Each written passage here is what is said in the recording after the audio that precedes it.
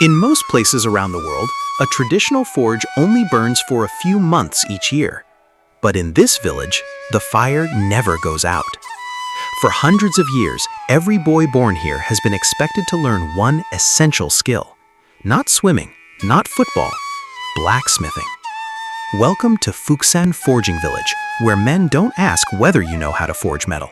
They simply assume you do, as naturally as they assume those limestone mountains will still be standing around a village tomorrow. Stay with me for the next 20 minutes.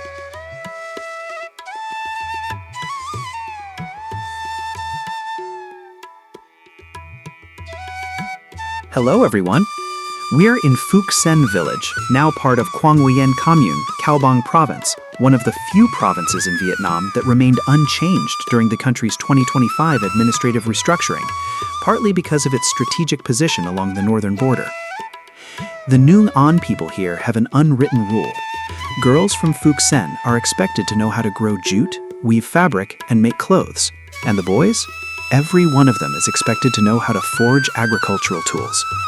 It's considered as obvious as the limestone mountains surrounding the village.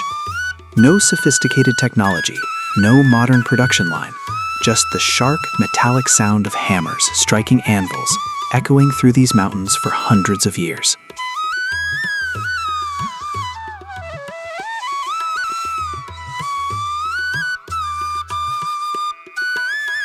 This is Nong Vong Trung, originally from Chung Kong District, Cao Bang. He now works in the forestry sector, but every time he returns to his hometown, he makes a point of coming to Fuksen. In 2011, I was assigned to buy knives for forest fire prevention work.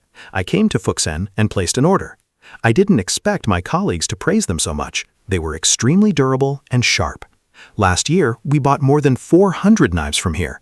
Everyone said they performed very well in firefighting work. Think about that for a second. A provincial forestry unit ordered more than 400 knives from one small village. No factory, no industrial assembly line. To me, that is one of the strongest endorsements of quality you could possibly ask for. And here's what surprises me most as I walk around the village. Almost every house has piles of old vehicle leaf springs lying outside. At first, I have no idea why. Then I learned that according to generations of local blacksmiths, the steel from these old springs can be turned into blades with exceptional sharpness and durability.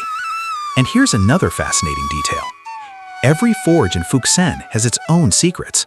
No two craftsmen work in exactly the same way. They don't necessarily teach one another everything they know. They don't need advertising either. People who understand knives already know whose work is whose. Each blade is marked with a distinctive symbol, almost like the blacksmith's signature.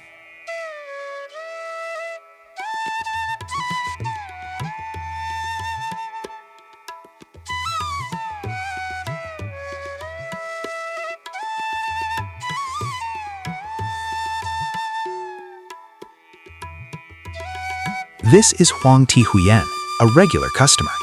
She tells me, I like Fuksen knives because they last a very long time. Most people in Cao Bang use knives from Fuksen.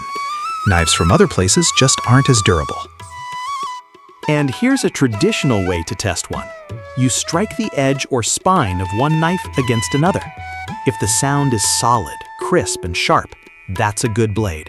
No laboratory, no machine testing, just your ears. Mr. Trong adds, even when dealing with extremely hard Nyen timber from a forestry perspective, the axes we use have to come from Fuksen. Axes from other places simply don't perform as well. And people can keep using Fuksen knives until the blade is worn down almost to the spine.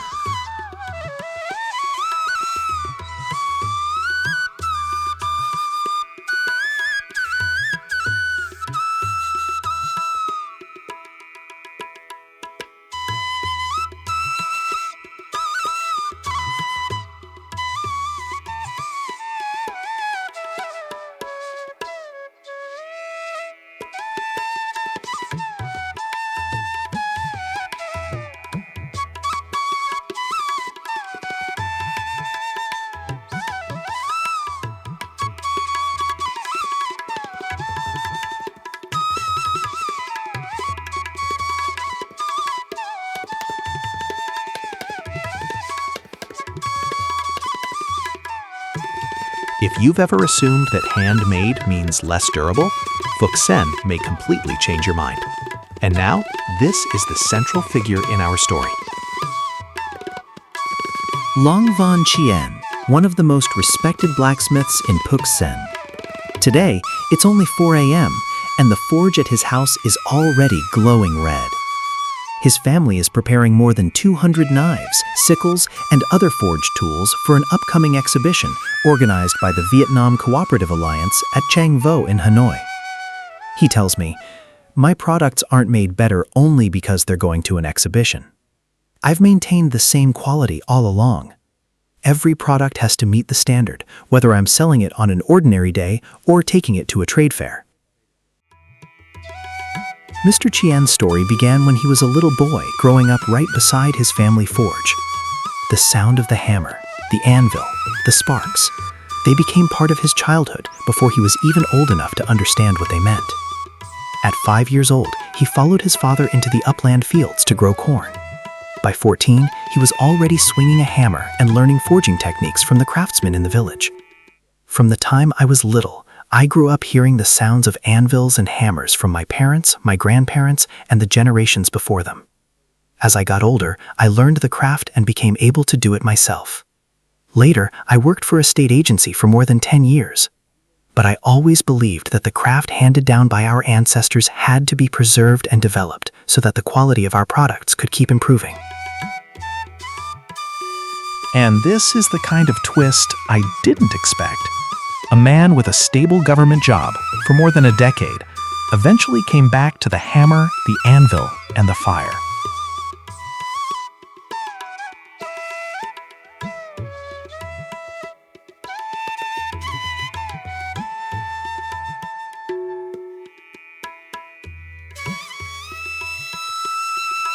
Every afternoon, after finishing his own work at the forge, Mr. Chan visits other families around the village. He talks with them, encourages them, and helps look for markets where the entire village can sell its products. Then he tells me something I will probably never forget. For me, choosing this craft was like choosing my wife. Once I decided to marry my wife, I knew I had to love her for the rest of my life. Leaving my wife was never an option. And leaving this craft?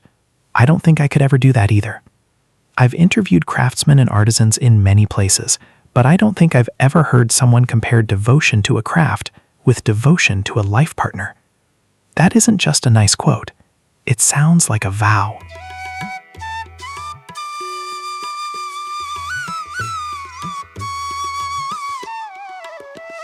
Now let me give you some numbers. A single Phuc Sen knife may require 3 craftsmen working together through at least 7 different stages.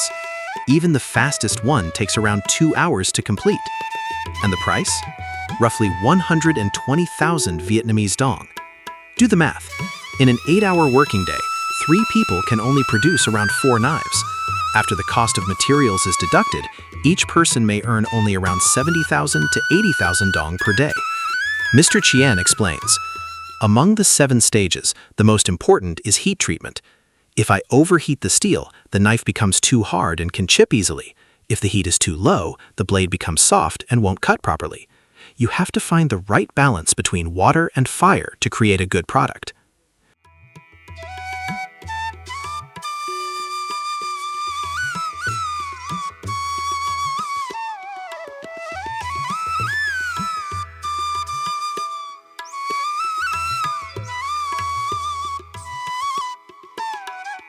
This is not a job you choose if you want to get rich quickly, but it has supported generations of families in Phuc Sen, and to them, that matters more. More than 200 knives and sickles are now coated with oil and carefully wrapped in sheets of newspaper. Mr. Chen's wife, the woman who has stood beside him for almost 30 years, is always proud when she sees him leave for exhibitions like this. The journey from Cao Bang to Hanoi is nearly 300 kilometers, and in the middle of the crowded exhibition hall, surrounded by bright signs and busy visitors, there he is, standing in his worn indigo shirt. Simple, unpretentious, just like the man himself and the tools he brought with him. But this next moment makes me stop and film separately. After the exhibition ends, Mr. Chen walks through Lo Ren Street, literally Blacksmith Street, one of Hanoi's historic old quarter streets.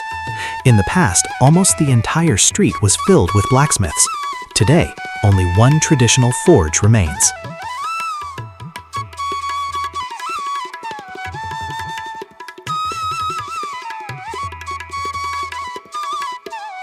At number 26, two men, one from a remote limestone mountain village, the other from an old street in the heart of the capital, both devoted to the same craft. And when they meet, it feels almost like two old friends recognizing each other for the first time.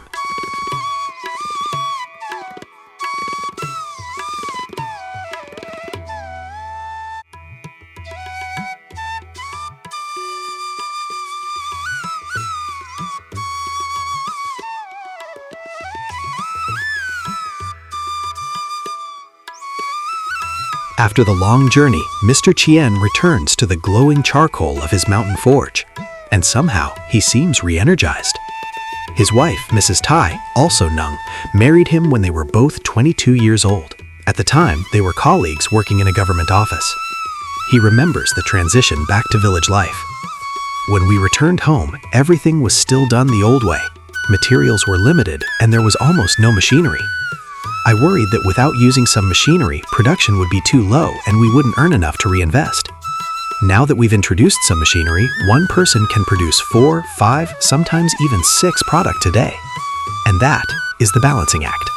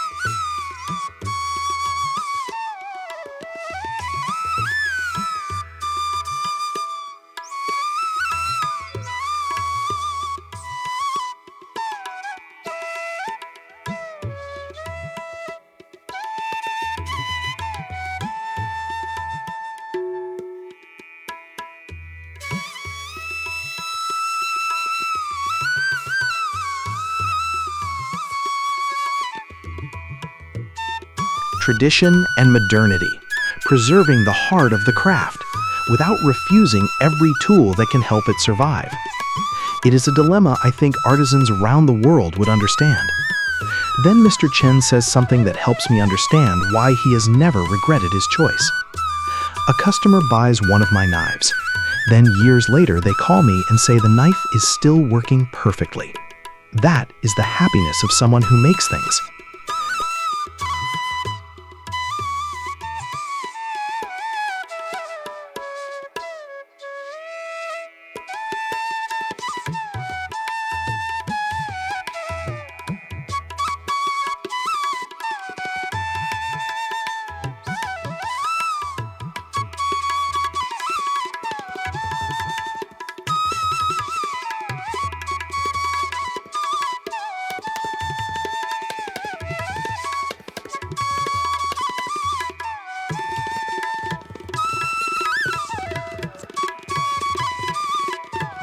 No trophy, no certificate, no award can really compete with the feeling that someone remembers you years later because something you made with your own hands is still working.